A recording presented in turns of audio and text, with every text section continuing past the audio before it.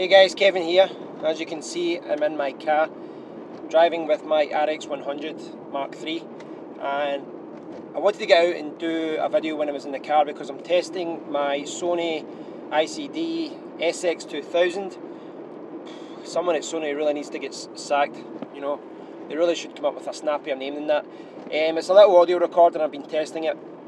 I was hoping to do a full review for you guys soon, but I realised that, you know, if I did a review just after a few days or a week, I wouldn't have known all the good points or the bad points, so I'm holding back a little bit. I want to try another few external mics on it as well to see how it goes with that. So what I'm doing just now is testing what it's like in the car. But, you know, there was something I wanted to talk about as well, so that's what the purpose of this video is, and you probably have seen the title by now, so you know what it is. What I want to do is talk about why I don't generally use background music or music at all really in my videos, because you've known that I normally, it's just audio that you hear. You don't hear all the snappy music that a lot of other YouTubers are using. It's something perhaps will change in the future, but I do have valid reasons for not using it. 3 reasons. The first reason would be that from an editing point of view, I think it's very, very difficult to get background music right. Now, I wrote an article about the right levels for YouTube on my blog about a year and a half ago or so, and thousands of words long. It was very popular, and I basically discussed, this was one of the things I discussed in the article. I discussed how it was difficult to get the levels right. So, for example, there's a lot of conflicting information about it. For example, I would say the audio at, you know, minus 12 decibels or minus 3 decibels or whatever, and then I say the background music 15 decibels lower. Now, again, as I say, there's a lot of conflicting information about this online. No one seems to agree about, you know, what levels you should set it at. But when I set it up at, you know, at minus 15 or minus 30 or anything like that, here's the problem I run into. A lot of the time, it sounds great when you're using your over-ear earphones. It sounds great. But then when you hear it on a mobile or a laptop or, you know, something where the experience of audio isn't as good, then it sounds completely different. And the reverse is also true, you know. So essentially I messed around and I changed the background music to lots and lots and lots of different levels. So I was in a situation where the background music would sound great in my earphones, but then when I was using it, when I was listening back to the video through my phone, the audio, you couldn't even hear the background music. It was just this little murmur, and it was just like an annoying little buzzing sound. So what you would do is you'd put the music up louder, and when you listened through your mobile phone, it would be you set the background music louder, and when you listen through the mobile phone, it sounds better. But when you listen to the over-ear earphones, you can hardly hear the audio because it's, you know, it's too loud. So I found it really difficult, and the thing is, I actually saw a couple of videos about this. There was one article from some audio company, and the person explained it, and they went through and they said, look at the background music at so many different levels, and then they said, look, this one's perfect. And when I was listening to their perfect audio, I thought it was terrible. I could hardly hear a word they were saying, and I think this is still true. Like, there's a lot of YouTubers who use background music, but if you actually listen to their videos, the background music is either too loud or it's too low. I don't know if this is maybe just a preference thing, you know, and maybe it's different for each person, but I do find that a lot of YouTubers aren't setting the background music correctly. So that is one reason why I stay clear of that. I think it's very, very difficult to get the balance right. Now, if you're going to play music in your video, that's easier because, you know, you play audio, maybe cut to another scene, play music then, and then you would, you know, play your audio again, like your vocals. But I think playing both at the exact same time is very, very difficult. The second reason would be about copyright laws regarding music. Now, I've spoke about this briefly before, but, you know, the whole copyright thing with YouTube, I think it's a little bit backwards, and there's a few reasons why I think that. But here's the thing. I was doing a Bluetooth speaker review, right? It was just this little, you know, cheap £15 speaker, and I was just testing it. And I played a Chili Peppers song for what was probably like 6 or 7 seconds at most, and it was just to let you hear what it sounded like. I was playing it through Amazon Music. So, the company representing Chili Peppers, a band who I've loved since I was like 10 years old, they immediately raise up a copyright infringement thing. And they say, well, you've been playing our music, so we're claiming it. Now, I've played 6 seconds of their song, and it's clearly in the context of a review. I'm not using their music, I'm just playing it in the context of a review. I think it was relevant, you know. I was testing it, I wasn't playing it, you know, for minutes long, you know, I wasn't playing the song for minutes and minutes.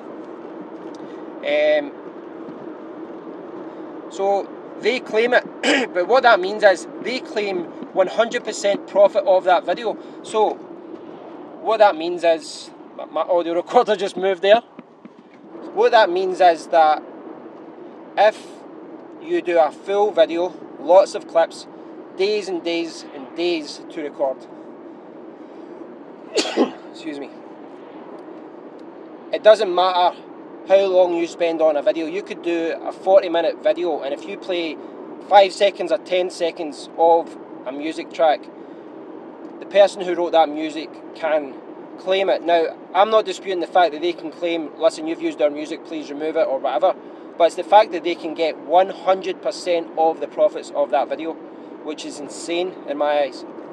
Now, you might be listening to this and saying, well, why don't you use copyright music? And that's what I do. You know, in the past when I messed around with background music, I used a lot of copyrighted music.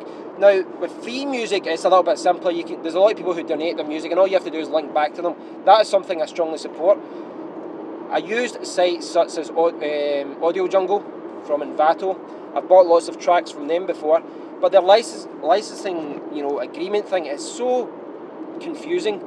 It really is bizarre. Like, it would say things like, you know, there was like a couple of different licenses. I can't remember, I'm saying 5, I'm not sure if it was 5. Lots of different licensing options, you know, whether you're a small time user, whether you're selling it as a package, all that kind of thing. But a lot of it's based on views and your readership and things like that. But how do you know how many views, you know, your video will end up getting? If your video goes viral, do you need to then go back and buy it again? I raised this issue with one of the guys who was actually selling it, and he didn't even know, and he was the person selling it. So I don't think you would run into any problems with it. And if I was going to buy background music, I would probably return to Audio Jungle. But I do think some of the licensing agreements that you need to agree to buy premium music for videos, I think what they're trying to do is distinguish between people who are, you know, small-time YouTubers and people who, you know, who are very successful and have got millions of views, which it does make sense. I do understand that. But for an end user, for someone like myself, you know, when you're actually going to buy, you're like, well, which one do I buy? But the third reason, and perhaps the most relevant reason, is that the type of videos I do, I don't really need background music. The majority of my videos have been, you know, product reviews, tutorials, advice, or talking about something in the news, that kind of thing. I did do a lot of travel related videos in the start when I started this channel, and it's something I would like to do again in the future. And if I was doing more travel related videos, I do think I would put music in the cutscenes, or, you know, background music or whatever. But that's not what my channel is focusing on just now. It's all about technology, and I don't think background music is really relevant, you know, to what I'm doing. So I think that is primarily one of the main reasons why I don't use it. I'm not good at editing the audio to get it to the right levels. Copyright is an absolute pain in the bum. If you ever do use someone's song, even by accident, in the background, you could have a song playing in the background, and you get caught up. And lastly, I don't think it's necessary. I don't think background music would enhance my videos, would improve my reviews. You know, maybe this is off topic, but I mean, sometimes I think background music is used because YouTubers or, you know, video producers are trying to improve the look of their videos. They're trying to be more professional. And I would put this into the same group of people who have 5-minute videos with a bloody 30-second or 1-minute intro.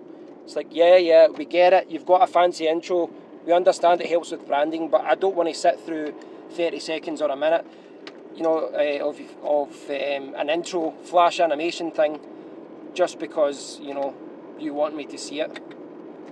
It's kind of pointless. I think if you're doing intros, leave it to a few seconds. That's why I prefer to not use an intro at all, or just use one that's just a second or two. They're kind of pointless, you know what I mean? Different if the episode was an hour long, but people are doing it with videos that are 4 minutes long. It's bizarre. Thanks for watching, guys. I'd love to hear what you think about this subject, but I'd also like to hear what you think about the audio.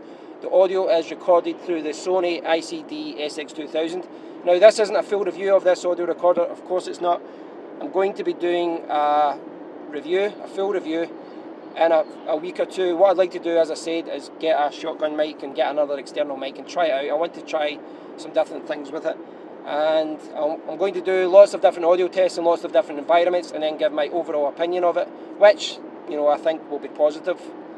That's a little insider, a wee quick look at what you think what my review will be like. Thanks for watching, guys. Till next time, take care.